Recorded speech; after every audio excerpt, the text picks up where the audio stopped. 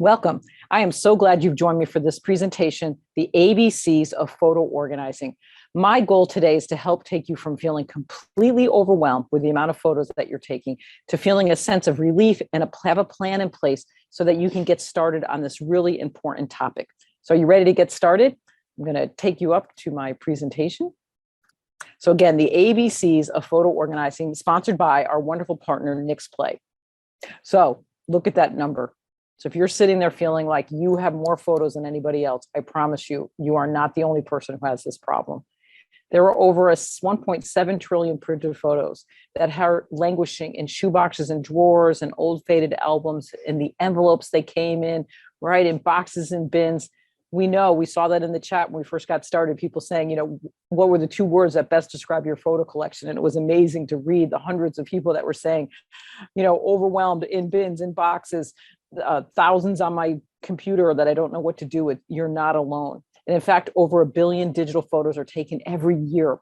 It was only 15 years ago that the iPhone was introduced to the world and a camera suddenly became in everybody's pocket as part of their phone technology. So that has just added to the increase in the number of photos that we're all dealing with. So it's a mess and you're not alone. I'm Kathy Nelson. I'm the founder and CEO of the Photo Managers and author of the book Photo Organizing Made Easy, going from overwhelmed to overjoyed, written for people just like you that you can get on Amazon, and also a business roadmap for professional photo organizers for people who are interested in, wow, I didn't know this was a thing. I can actually have a career doing this, helping people. And yes, absolutely, you can. So both of those books address both of those issues. But more importantly, who I am is I've been passionate about sharing this message for the past decade because I always start with the why. Why do you take photos, right? Think about that. What's the reason? Is it to capture a memory, to capture a moment in time? It's to capture your child's beautiful chubby cheeks and his little feet, and then your teenager with his hair in his eyes, or is it to capture your garden, or is it your pets? Is it a travel itinerary that you took? Why do you grab your camera at a wedding, at an anniversary celebration? Just everyday events, right? I believe this quote sums up really well about why we take photos. There have been great societies that did not have the wheel, but there have been no societies that did not tell stories. I believe the minute we were able to start taking photos is when we started using photography as a way to tell the story of our lives, right? Our photos tell the stories of our connections to family, to friends, to the past. It's a message for the future often as you share photos of a new baby's born and you find, wow, they look just like their great grandfather did, right? There's so many ways that we connect with the visual photographs and home movies and all the other things that go along with this. But if your photos are completely disorganized, if you can't find them, if you don't know where they are, if they're still in those bins and boxes or just lost somewhere on hard drives, you're not going to be able to really share those stories that really matter. And so what do I mean by a story that really matters? I'm going to share with you a photo story using just 2 photos. By the time I'm done describing these 2 photos to you, you're going to know an awful lot about my family, what we value, where I come from, things that matter to us. So here's a perfect example. And while I'm doing this, think of what 2 photos, one from the past and one maybe for more current day, would do something similar for you. And do you know where those photos are and can you find them? So my husband is the youngest in the back, this black and white photo. He's the baby who grew up in Daytona Beach, Florida. Every summer, his family would take a road trip in an old beat up station wagon, pulling a pop-up trailer. This was through the 60s. Their goal was to see all lower 48 states. We marvel today at how his family did that. They had no air conditioning, no seatbelts, 4 kids, but it's a cherished memory of their family. Both his sisters, the 2 girls in that photo, continued that tradition when they were married. And I always joke that our marriage wouldn't have made it if I wasn't willing to go along with that tradition. We had to do it a little differently. We had 2 kids and we would fly to a state and rent a car and check off states as we would go on a big map. This is a photo I took actually in North Dakota when we had made it to all 48 states. Now, 25 years later, our kids and my nieces and nephews, the children of these, the people in those photographs, are doing the same with their kids. They're all new parents now, and they're doing the same with their children. So I love this quote by Mark Twain, which tells you a lot about the values of our family. This quote was taught to Larry and his family, and then we pass it down to our kids. It's by Mark Twain, and it says, "Travel is fatal to prejudice, bigotry, and narrow-mindedness." So that's just a small example of just two photographs that suddenly told you a lot about the Nelson family, right? What it is that we value, what it is that we enjoy, memories that we cherish and keep alive, right? Just through two photos. So hopefully that's inspired you to think about your photos and what are the photos that tell the stories that matter and that would be an example of who your life. So let's get started. I'm going to start with what we call as with a high level overview. These are the 5 steps that professional photo organizers use. And then we'll dig into the most time consuming part, but most critically important, which is the sorting. So this is going to be a high level overview to start on these 5 steps. And again, we'll spend a lot of time on step number 3. So add questions in the chat. I'll answer as many I can at the end of the presentation. Isabel is there live in the chat, ready to answer questions.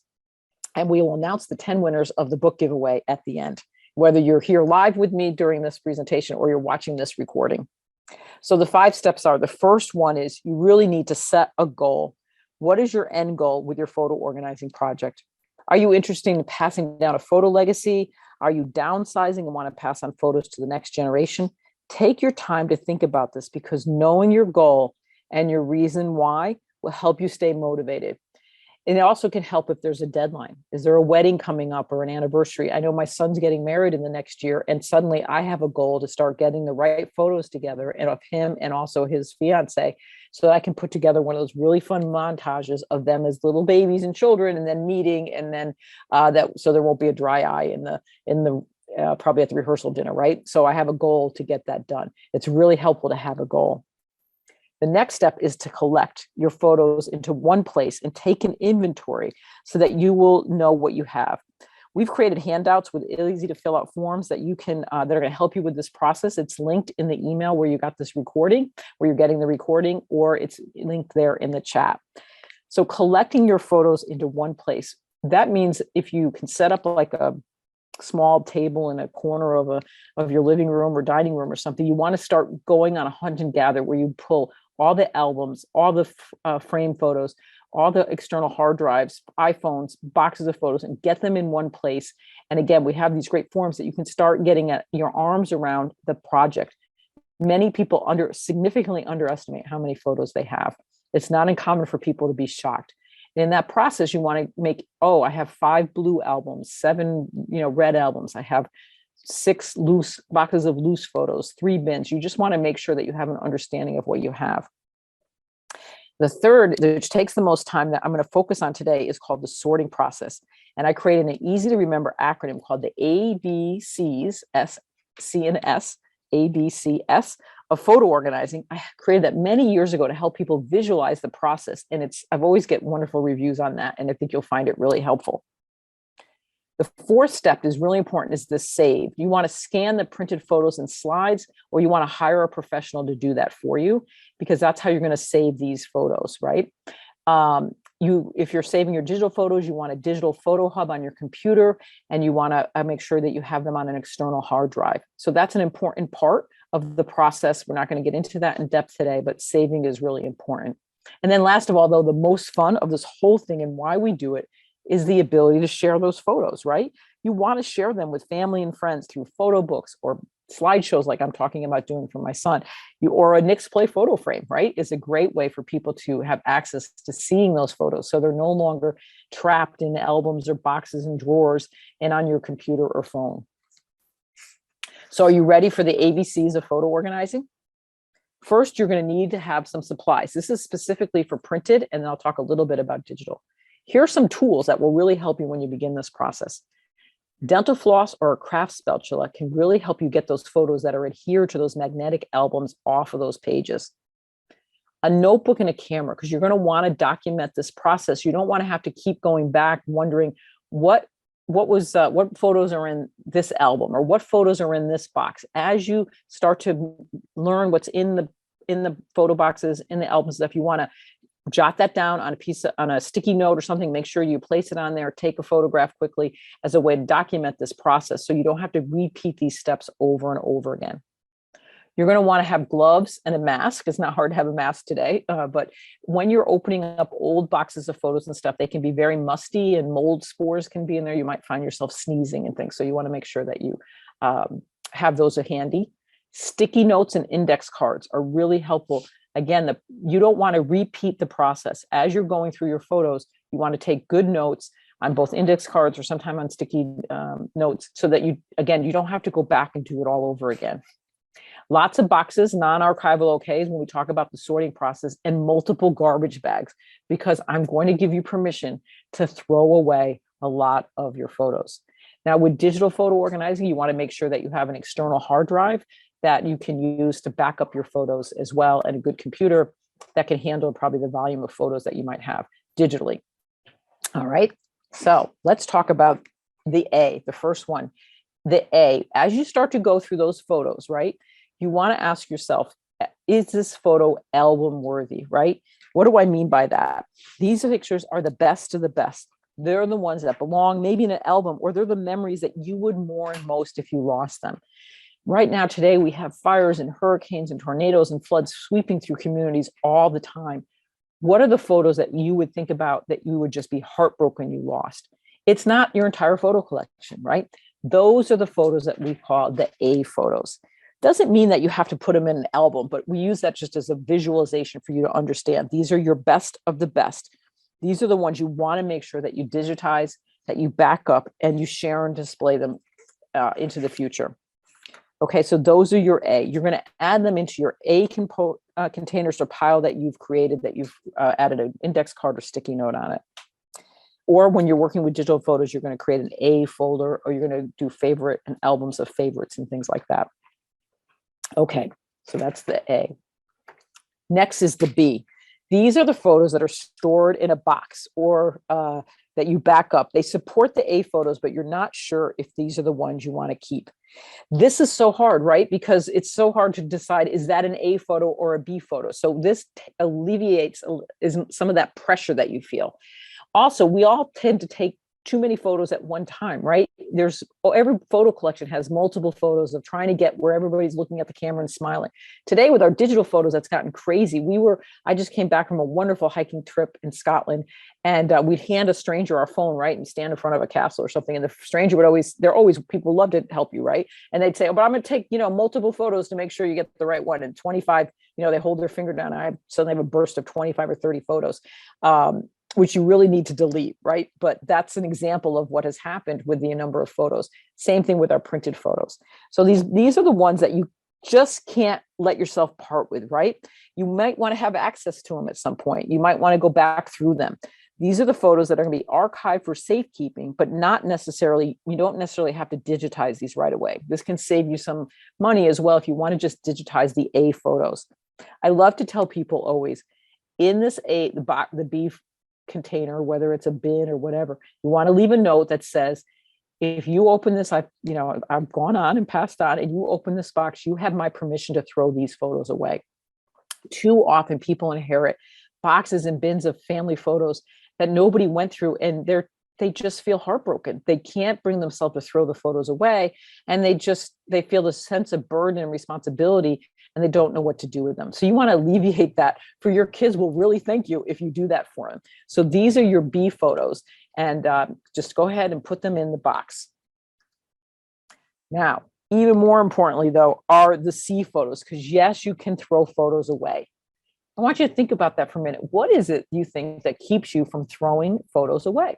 I've been doing this for decades, and I'm always amazed when I ask this question. People have to really think about it. Well, we paid money for the print, maybe. You're throwing away a cherished memory. You could never get it back again. But so that has forced us almost to keep every photo we've ever taken and not thrown any away. So you want to start by going through. The first thing you can do is a major sweep through all your photos and pull out all the doubles, blurries, poorly composed photos, doubles upon doubles, and just ruthlessly throw them away. Our goal is for you to eliminate 80%, maybe even 90% of your photo collection, so that you have the 10% best of the best. You will never regret that. You only are interested in the stories that are told in those best of the best. Some examples, again, of photos that you can throw away. Nature shots, sunsets. It's fun to take those photos, right? But hopefully the sun will set again tomorrow and the next day, and you can capture more sunset photos. Photos of nature and travel scenery shots. I always say that the Grand Canyon hopefully will look very similar today, 100 years from now. If not, always keep just one photo, maybe one photo of a trip, like a major trip that demonstrates that. But you don't need 10 photos of a castle or 10 photos of the Colosseum in Rome, or of the ocean waves crashing. That's just clutter, and it doesn't really tell a story. So those are the ones that you really want to be ruthless and throw them away. Same thing with your digital photos. You want to delete, delete, delete. On this trip I mentioned I took lots of photos of, it's adorable. There's tons of sheep and baby lambs that have been born in Scotland at this time of year. And so, of course, I was capturing multiple pictures. But at night, before I'd fall asleep, I'd go through my camera roll and I'd think, Kathy, you don't want 25 or 30 photos of sheep and lambs in your photo collection. And then, of course, everybody else was doing the same thing and sharing their photos. So I not only had all my sheep and lamb photos, I had everybody else's, right? That's not good. So I was ruthless about deleting those and eliminating photos after I had taken them. I enjoyed the process very much of taking the photo. I also knew it was okay to delete the photo, even though I enjoyed the process of taking it. So hopefully that is inspiring for you and helps you get some ideas about this. Now, this is the key part, though, the S, right? So we have your A, your album worthy, B, and the box with a note to throw them away. C, throw as much away as you can anyway. But does the photo tell a story? If it's an S photo, those are the photos that play a significant role because they're illustrative about the picture that might not be that obvious. Even my kids holding that sign, we made it to lower 48 state. It's not the most perfect photo. The sign wasn't even that perfect, but I remember that day. I remember how hot it was. I remember being in North Dakota. I remember I fell and sprained my ankle right after that photograph. And so there's lots of stories behind just that one photograph that I remember. And I'm sure Larry's family, his dad, who probably took that photo of those kids, he's long gone now, but he probably remembers taking those photographs. So there's a story in that.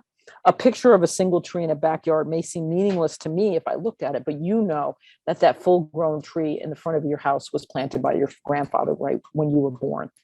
Or the funny picture of your dad making a silly face that annoyed you as a teenager, but today you would give anything to see that again. Those are the S photos that go into that A pile, right? So hopefully that gives you some idea about that process. So you want to be sorting your photos into the A photos. Those are the ones that you will want to digitize. You're going to want to share into the future. The B are the maybe photos that you're not so sure about. They go back in the box. The C is throw away 85 to 90% of the photos that you have collected. And the S, does it tell a story? So now I'm going to take you to the next part that people get really hung up on this because they feel like there's all these rules. And I have watched so many people quit in the middle of a project because they feel like they're not doing it right. There's a right and a wrong way. And I'm here to tell you that you can break the rules and there is no right or wrong way to doing this, especially when it comes with thinking about the difference between organizing chronologically versus by event or thematically. So think about this. We live in chronological date time order. Today happens to be Thursday at 1:00. It'll be 4th of July in 4 days, right? On Monday, it's the 4th of July for those who celebrate in the US. These are chronological date orders. My phone and any picture I take will have those dates on it. But we live thematically, right? We don't live and remember things in terms of chronological date order. Those two photographs I showed you are decades and decades apart, but they had a lot of significance.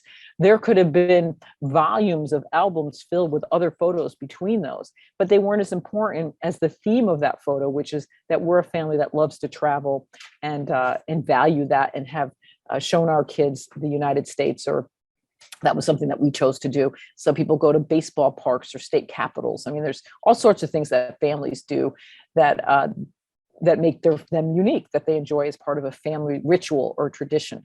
So think about those traditions. We always say, as professional photo organizers, it's not a mystery of what people take photos of. This is a profession that's all around the world. We have members in throughout the world, and we are so much more alike than we're different. People take photos of babies being born, weddings, anniversaries, first day of school, vacations, their pets that they love and care so much about, their gardens, the changing seasons, right? Holiday, treasured holidays, if it's Thanksgiving or if it's Christmas or Hanukkah, depending on your religious traditions, right?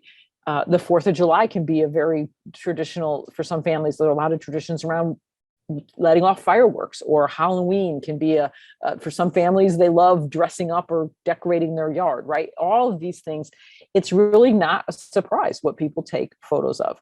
And so think in terms of, if you have not organized your photos chronologically and that's been holding you back, they're all messy, right? They're in bins and boxes and things. Let that go, because it can be really hard to put those photos in order. Is Johnny 5 in this picture or 6 in this picture? I don't know. I don't remember how old he is. It doesn't really matter, because what you're trying to do is capture a story. And so if you already do have your photos, though, organized chronologically, I don't want this to confuse you. That's great. If that system works for you, stay with it. The goal here is for you to recognize there are no hard, fast, right or wrong rules. So if you're a chronological person and you love that, don't listen to this part if it's upsetting to you because you don't want to change what you've done chronologically. I'm not saying that. But many times people have just jumbled everything together and it just freezes them into indecision. And so think about, what are those themes? This is how I've done my family albums, right? My family themed of photos. We're a family that love to travel, right? So I have a lot of the travel photos. We're a family that loves to celebrate. Maybe you're a family that engaged in lots of sports and your kids were maybe in sports. It's a lot more interesting to see a picture of Johnny maybe at 5 with the soccer ball and maybe hitting the winning header in high school next to each other than it is to see endless photos of Johnny at 5, at 6, at 7. It's just not visually interesting. It doesn't have a narrative and story to it. So organizing thematically can really be a fun way of reliving family memories and things. It could be a really fun way also to display your photos through wall galleries and albums on your Nix play frame. So it's okay to start thinking about your photos in terms of themes. Then, if you're going through this process of sorting, when you go through your A photos, you're also going to put them into the themes that you're interested in. That's where the index cards really come in handy as well. If you're going to go that route, you want to make a note on an index card. What is the theme? What are some notes about these photographs? So that when you digitize them, have them scanned, you scan that index card first and then the photos after it. So there's context to the way that you've organized your photos. So hopefully this has given you a chance to think about organizing your photos differently than if you were stuck with the idea of chronological versus, what do I do because there's so much out of order. What's wonderful with our digital photos, and then once you scan your photos and add the metadata or the dating to it, is your computer then will find your photos based on the information that you tell it to look for. So really our photos can become very searchable, but you have to tell the computer and you have to add that information to your photos. All right. So again, if you have questions, please put them in the chat. We'll answer all your questions at the end. There's so much information to share with you that we couldn't give you all the information today, but we have some support for you in next steps. We have an amazing Facebook page called Advice from a Pro. It's the photomanagers.com, Advice from a Pro. There, professional photo organizers answer people's questions all day long. We have over 5,000 or 6,000 people in there at this point. And it's a no sales environment. You agree to you're not going to sell. We have to let you in before you have to give us information that you agree to that. So it's a safe place to ask all the questions that you have. And you'll see everything from, I have a Samsung phone, how do I get my photos from it, to somebody just wrote a whole thing about having ADHD and wondering, what do I do because my brain can't process all this? And I think 30 something people gave advice. It was wonderful. So I highly recommend that. Also, my book, Photo Organizing Made Easy, Going from Overwhelmed to Overjoyed, is an excellent book. I have, I think, over 200 and something 5-star reviews. It's a step-by-step process you can refer back to over and over again. You can purchase that at Amazon. And again, these are all linked in the email if you're watching the recording. You can download a family timeline that we've created at the photomanagers.com/book /downloads. That is really helpful when you start the process of, it's really helpful to do the timeline before you get into the photo organizing piece of it. So what year was each child born, or your grandfather, where'd they come from? What were key events? That can also help you when you're trying to make decisions about what timeline and date some photos were taken. Now, if you get overwhelmed with this, which a lot of people do, there are professionals who are passionate about doing this for you or alongside you, or just to kind of get you started. You can find a certified professional photo manager at thephotomanagers.com. Many of them can work remotely. So if there's nobody in your area, you can still hire somebody. They can do Zoom meetings with you and log into your computer and do work based on your permission and things. And so this is also a wonderful profession. If you're kind of like, wow, I didn't know there was such a thing, that's not uncommon. And we have a growing community of people all over the world. And we support them through training and educational conference, workshops, and also a great community that teaches one another how to manage all the changing technology that happens all the time. So again, you're not alone in this. There's lots of support out there to help you through this process. And I really want you to know that this is not a weekend job. You're not going to start, it didn't take you a weekend to take all those photos. It's not going to take a weekend to get it done. So if you're thinking, oh, it's a rainy Saturday, I think I'll do my photo organizing project. It's best if you look at this as kind of like a marathon and not a sprint. By having that goal, you can back up what it is that's most important to do. For instance, I talked at the beginning about getting my son's photos together. So knowing that goal, if I was sorting through my photos, I might just be looking for the specific photos I want for that event before I continue down the path of trying to organize all the photos. Because as you open those boxes of photos and stuff, you're going to be hit with overwhelming senses of nostalgia, sadness, joy, laughter. Lots of emotions will flood your body as you look at those photos, the past and things. So the less of that you can do in this process, the better. Try and give yourself permission to feel those feelings at a little later on.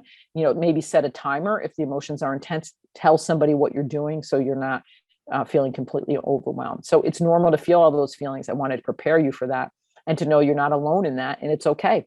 Because once they're done and the photos are in a way that you can access them, our members always say it's one of the best jobs that people cry when you give them, when you end the process. Okay, you ready for the book giveaway? We have 10 books we gave away. Here are the winners, whether you were here live with us or you're watching the recording, you were entered to win. We will be emailing you, asking for your mailing address and get these books off to you. So Douglas, Catherine, Kathleen, Gregory, Chris, Joan, Glenda, Debbie, Amy, and Linda, congratulations. We're thrilled to be able to send you a copy of my book. All right, so questions. Isabel, how are we doing on questions?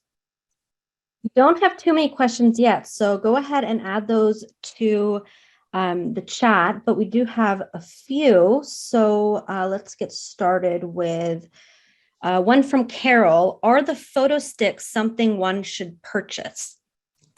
We don't, those are the way they gather everything and kind of pull them into like an external hard drive. A lot of our members have tested those, and that's a good question. There's been a lot on the Facebook page. I used to use them, but I think at this point, they can capture every photo, even, website photos and things. So it can be a pretty big mess of accumulation. So I'm assuming the reason Carol wants to do that is you want to find all the digital photos that you have on your computer and identify them, right? And get them into one place. So I think there's some question that I certainly wouldn't use that as a backup though, for sure. I mean, it's one thing to maybe try to get them all in one place. Then you need to get them onto an external hard drive. Do not use the photo stick as your safety storage place for your photos. All right, so Alice is asking if there's a preferred cloud platform or list of several platforms for storing digital photos and that use the best tags and metadata to help with retrieval and organizing. Yeah, it's hard to answer what is the best. We call them the big five, right? You have Apple, you have Google Photos, which we would least recommend because of the privacy issues and that you're agreeing to. You have Amazon, you have Microsoft if you're a Microsoft user, and a lot of people will use Dropbox, right? Those are kind of the big ones that most people know about. There are other companies out there that do a better job, but a lot of times it's hard to break through the noise. The main thing is to pick one and stick with it. If you keep switching from one to another, that's what makes it much more difficult. We didn't go into the 3-2-1 backup, but the importance is you should have 3 copies of your photos on 2 different, so one in the cloud, but one on an external hard drive and one off-site from where you live. So the cloud is one backup system, one place they should be, but it shouldn't be the only place that you have them. As far as tagging and adding the metadata, like the names and stuff like that, Amazon Photos, they all do a good job at this point in doing that. So it's a matter of picking one and sticking with it. And an interesting thing about Apple, a lot of people don't realize, though, it's really hard to break up with Apple. So if you do all the tagging and adding all the metadata in your Apple photo library and you decide someday I don't want to be an Apple user, they will strip that information won't stay with your photos when you export them. So that's why you can't teach everything in a short lesson like this, because there's a lot of more and more growing complexity, as companies don't want you to break up with them, right? They want you to keep taking all those photos and just increasing your storage subscription fees. So. All right. So Wendy was wondering what you do with old albums and scrapbooks that you want to strengthen rather than totally digitize. That's an interesting question. You want to strengthen because they're probably deteriorating. Maybe the bindings are deteriorating and things. There's a wonderful company called Archival Methods, which has archival photo sleeves, safety sleeves, and things like that. I would probably look into, is there a way to put it in a safe binding like that? I mean, you unless you want to invest in somebody rebinding something, which probably would get pretty expensive. But you certainly don't have to digitize. You can, though, for those of you who were scrapbookers. I was one. I have many. I haven't done it yet, but many people are doing this now. I will be digitizing those pages and then turning them into digital photo albums, which will be much smaller and won't keep up as big of a footprint for my kids. I'll keep my originals, but will be passing down to my kids smaller. By digitizing all of that, I'm able to create a much smaller process for them to keep those albums that I lovingly created for decades for them. Anne is asking what the best scanner to use for scanning hard copies of photos and what's the fastest. Depends on the number of photos that you have. So if you, a lot of them, a good flatbed scanner, an Epson, I think the V600 or V700 is a great scanner. A lot of people recommend then Epson also makes a feeder scanner, but that can be kind of pricey. But if you have a lot of photos, that might be a better way to go. You definitely want to invest. You don't want to use your top, if you have a printer, an all-in-one printer and things like that, it would get really tedious. And you want a scanner, ideally, that you can put multiple pictures on the scanner, and when it scans, it identifies each of the photos and brings it into the software, identifying them as individual photos, so that you're not lifting a lid and doing one photo at a time. That could be a pretty long process. The other key that I didn't mention, but when I did the ABCs of photo organizing, you really only want to digitize your A photos. I know that's hard to imagine, but that would be best practice. We would consider that best practice. If to just box up all your photos and send it off to a scanning company without organization and without going through that process, you're just going to recreate for yourself digitally the same mess that you had physically. But the problem is you won't be able to see the photo. You won't even know. There'll be just 0, 0, 0, whatever, and they'll disappear into your computer. And so really we recommend that whether you do it or you have even the scanner do it for you, you can put an index card as well, if you take the time to put an index card in and sort and organize your photos, even with, these were my photos from the 1960s even, so that at least you have a beginning mark and an end mark and when you're going through the scan photos, if you're going to do it that way. So that's just a little tip to keep you from being overwhelmed with suddenly all these scanned photos that you don't know who they are, who's in the photos and things like that. Great. So Nancy is wondering, when saving photos digitally, how do you name them to allow for sorting and finding and seeing them later? So best practice for that is a lot of times we recommend doing them by folders, using the folder system, right? The date, because your computer will find them by date order. So you want to just use a consistent, if it's like 01, 1999, 02, 1999, right? So that your computer will find that. And then when naming, you want to, and you can use your facial recognition. You just want to make sure that you keep track of how you're naming things. Because a lot of times people will do John's birthday and then birthday John maybe, or something like that. And that gets confusing. So you want to come up with a consistent naming, decide like, I'm going to name birthday photos always the birthday and the name, or however you're going to do that. And then then your computer will find all those for you. Is there a software that finds all of the duplicate photos? Yes, there are. And it's, we have a couple, I don't know, we didn't mention it. We have mini classes as well. And Isabel, if you can drop there's something called Photo Sweeper and Awesome Duplicate Finder. And we have a little course on, it's pretty inexpensive, but how to actually really use that. Most of them are free. I can't remember which one. One is free and one's an inexpensive, but what's great is it is a pretty powerful software that will, whether you're on a Mac or PC, will identify all the duplicates, put them in a folder for you. They're not going to delete them unless you want it to. And it's amazing. And so it can really be helpful when you're going through your photo collection. Oh, Jody, great. Photo Sweeper's Apple and $10. Yes. Susan's wondering if it's bad to store photos in plastic bags. Long-term archival, yes, that would be over a long period. They probably get moisture in there. They're not breathing. Your photos like to live where you do. So we do really recommend that, again, those A photos. So again, I want to help people be careful not to get overwhelmed by every photo that you take, but the photos that you care most about should live in a archival storage box or albums, and stored in, with regular proper humidity, not again in the basement or attic. Question from Audrey: who digitizes old photos, or can you take a photo of an old photo?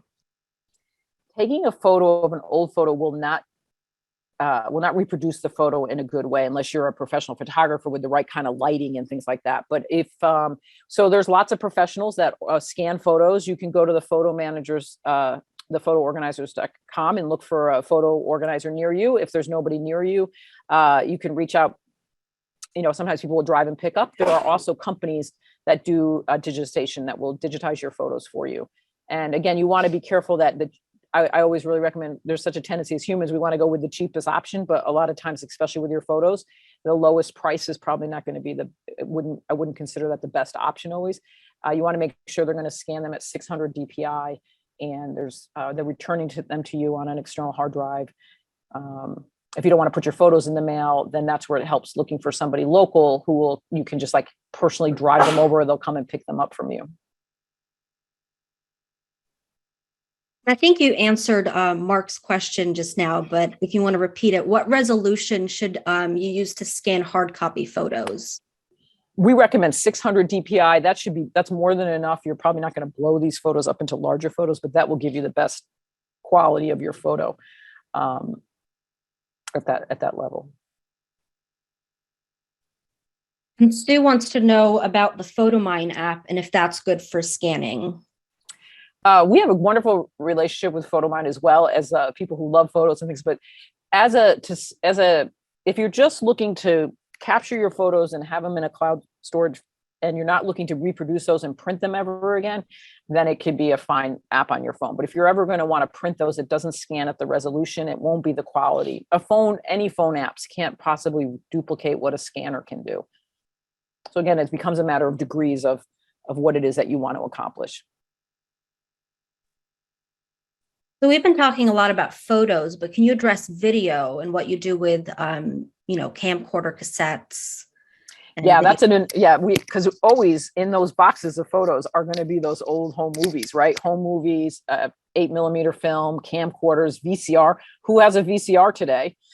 Right? Nobody, or hardly. Who has a DVD player? You buy a new computer, you don't have any ports even, right? So it's unbelievable how technology is just changing so rapidly. So those stories and those videos are just priceless. So you definitely want to have them digitized by a professional. Most people don't do that themselves. You can buy equipment and do it yourself, but to me, that would be a big project. I personally wouldn't take it on. I wouldn't recommend it. So again, a lot of photo organizers offer that as a service as well. You want to have them converted to a movie file, to an MP3 file, where then like all our we converted all our family home movies first to DVD, but now we don't have DVDs. So then we went back and we kept the originals, fortunately. So we were able to go back to the original, and I convert them all, and they're actually we put them all up on Vimeo. which is a video app. And so my kids can watch their home movies of their childhood at any time on their phone. I could pull one up right now and show you, like, our Christmas celebration from 1987 or something. So really highly recommend that. Those are deteriorating, especially the tape is deteriorating faster than even film. So if you had 8mm film from the 60s and stuff, your tape from the 80s and 90s is actually deteriorating faster than that film. So you really don't want to wait too long on that. It's usually pretty reasonable too. I think anywhere from maybe $18, $22 or so per tape that a company will do that for you and return it to you. Do you have any recommendations on companies for photo restoration? Yes. Again, I know I keep telling you to go to the photo managers, but a lot of our photo managers do photo restoration.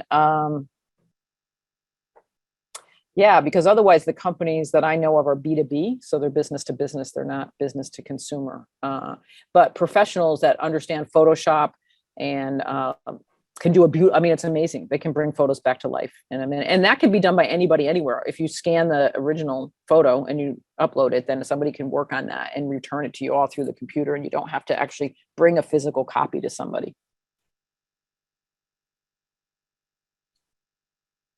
You know of a good tool for scanning and digitizing negatives? Negatives, I was thinking of, I don't get that question very often. I would do a little research on that. It's definitely, you want to, there's definitely better scanners for that than there might be a cost a little bit more. Camera scanning is another way. A lot of people, it's interesting, there's a lot fewer scanners on the market than there used to be. And a lot of people are adding camera scanning, but that requires some skill and knowledge of how to use a camera and things like that. But a professional photo camera in a dark room where you're actually photographing the negatives. But I'd have to research that a little bit. And what do you recommend doing with old photos that you've inherited but have no idea who the people are, and there's no one left who knows? I know, I have that too. Here's a hard story. So here I have been doing this for, most of my life. For many years, I was scrapbooking, and then I started this whole business of organizing people's photos, and then a business of helping other people organize people's photos. And my Aunt Rose, who I adored, my father's sister, who was the keeper of everything and all the stories, promised me that she had given me every photograph of our family that existed. And I asked her many different times, and I totally believed her. And unfortunately, she passed away a few years ago. And when we went through her home, guess what I found? Boxes of photos of I know my dad in them, but I don't know all the other people in there. And I don't know, she must have just forgotten. So what have I done? I brought them home, and I'm doing exactly the opposite of what I've told you all to do. They're sitting in my basement, where one of these days I will go through them one more time, and then I will eliminate. I will destroy them. I just haven't been able to throw them away, even though I know that's the only option I have. So historical photos, though, there are some genealogy places or museums. If you have really some historical photos, sometimes you can donate those to different places in your town or something like that. So if you have old photos from the turn of the century, maybe where you might have your local historical society might have some interest in that. But for my aunt's photos, they're really mostly of the people and things. And again, everybody's gone. I have nobody to ask even. What are some good online photo printing services to print photo books? And we love a company called Printique, which is out of Brooklyn, New York, because they actually print on, they still use a photo ink that is a much higher quality color, and it's not going to be any more expensive than maybe a few cents more than a Shutterfly or something like that. And MixPix does a really good job. So again, different people have different favorites. If you want to take the time, I would recommend maybe picking 2 photo book companies and uploading the same photos in just do a short little tiny book, and then compare the quality, because there is a difference in quality that you'll get. And if you want really high vivid colors though, and things like that, then Printique is a wonderful, does a great job that way. Sue is wondering, she said that she used Picasa Photo Manager for many years. How does she get those transferred to the cloud on her computer without losing them? You won't lose it if they're in Picasa still, which was an old, yeah. And that's again a professional that does this every day for a living would be able to answer that better for you. But I'm assuming that you won't be losing them at all, because when you're uploading them to the cloud, they're not leaving you're uploading a copy to the cloud. They're not, physically, it's hard for people to grasp that idea that a digital photo is actually not anything really physical. So you shouldn't lose them by doing that. But again, maybe somebody else can answer that a little bit better than me.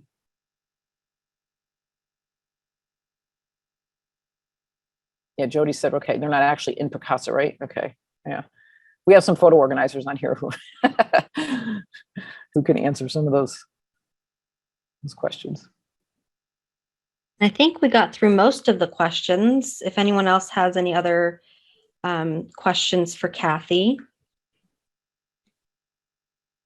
I hope this was helpful. It's really wonderful to meet you all. And I hope it was inspiring, especially the idea of the letting go of some of the rules and the importance of eliminating the photos, even for your Nix Play frame that you want to have, shown. You want to have a collection of photos that everybody wants to look. You don't want to have every photo running through your Nix Play frame, right? And so this curation process, this process of really becoming your own museum curator of your family life and legacy is really a big part of what we're talking about doing. And it's so worth it if you take the time. And those stories that you all have are really worth capturing, and are wonderful to hear about and to relive again. So don't underestimate the value of that. I think that's everything. We have a couple of questions coming in about Nix Play. Some are support questions.